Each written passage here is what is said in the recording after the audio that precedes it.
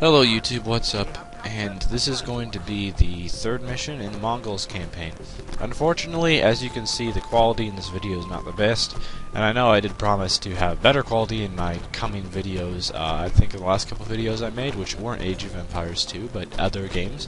But unfortunately, I had already done the entire Mongols campaign and recorded it, and well, I know this is probably kind of a lazy thing on my part, but I didn't really want to play the entire Mongols campaign again just so the quality could be a little better. So, unfortunately, we're stuck with full screen bad quality for a little while. So when you first start the mission into China, you're given a small force, and you want to go straight to the west until you find a little river, then cross it, and you want to attack the Chinese engineers, and you destroy all their military, and then you're given a couple of siege weapons and some villagers, and you just send the villagers over to start building a base in a town center. I'd recommend to build houses first of all, after the second you get your town center up, because you can't make any sort of production at all until you get a few houses up, because this is still the Age of Kings and not the Age of Conquerors, when they weren't thoughtful enough to give you a few houses to start off the scenario, but that's okay. And this is probably one of the longer scenarios and one of the harder ones as well. There is one of the Chinese players, which is called the Jin. That's the yellow enemy that you're facing. He will build a wonder pretty early on into the game, so you have to attack him first before you attack any of the other ones. Otherwise, the wonder timer will run out. I think when I destroyed the wonder, it only had about 20 years left on the wonder timer. I'm not exactly how much sure that is in real lifetime, but I believe each year is about 5 seconds. So, 20 times 5. I'm terrible at math. I'm not sure how much that is, but it isn't very long, just a couple minutes. So, I nearly got defeated on the wonder counter.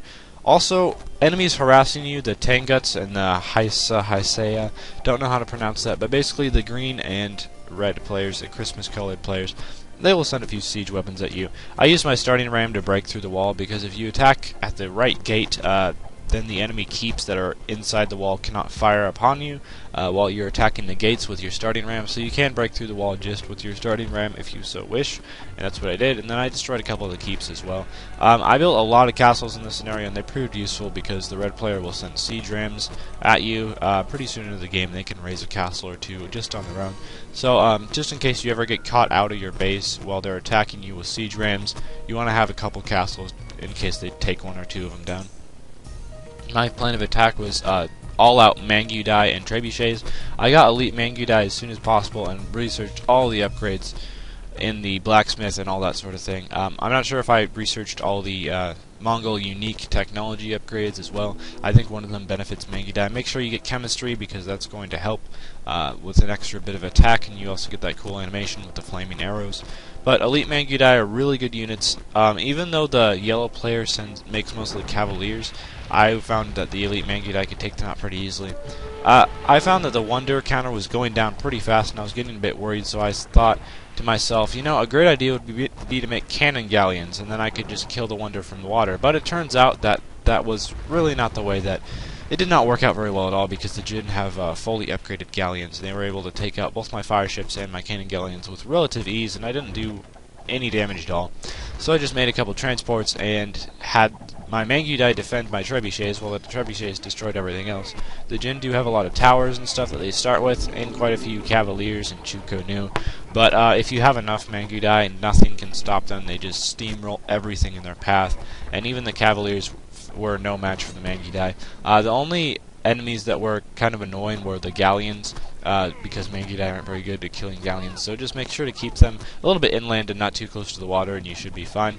For the most part, the yellow player sends their troops pretty piecemeal at you, so you don't have to worry too much about that. A little bit later, I destroyed their wonder, and as soon as I destroyed their wonder, they had a couple other military production buildings, like a monastery and stables and that sort of thing. Once I destroyed all of them, they surrendered. I know for a fact I actually had 2 castles and I only destroyed one, but they surrendered without me having to destroy the other one, so I probably did a really good job of taking out their villagers. And here I decided to go into mainland China and attack the red player, which make a lot of siege weapons, and I can't remember what else they make. I think they make arbalests. Not completely 100% sure about that, but I'm pretty sure that's how it goes. The teal player was actually the most pacifistic enemy of them all. They really did not bother me. I can't even remember a single time if they harassed my main base, so they were not very much of a bother, but the red and the green were kind of annoying because they would send siege weapons up into my base pretty often. I didn't choose to wall off. If you want to, you can destroy all of the Great Wall of China's gates and replace them with walls of your own if you're into that sort of thing and just really don't want to be attacked, but I didn't find it necessary. So here the green player was on top of a little cliff face, and I just had my trebuchets destroy everything. You gotta watch out for them though, because they will make onagers, and their onagers destroyed all of my trebuchets because I wasn't paying close attention to them, so just watch out for that. After I destroyed their main town center, they rebuilt a second town center down here, where I'm showing right now, and I just killed off their villagers pretty easily with the Mangyudai. Elite Mangyudai fully upgraded, really not a whole lot can stand up to them, especially because they have that siege attack bonus, so they can take down even siege rams and onagers and that sort of thing really easily, so they're a really great unit to mass up if you have the resources to do that.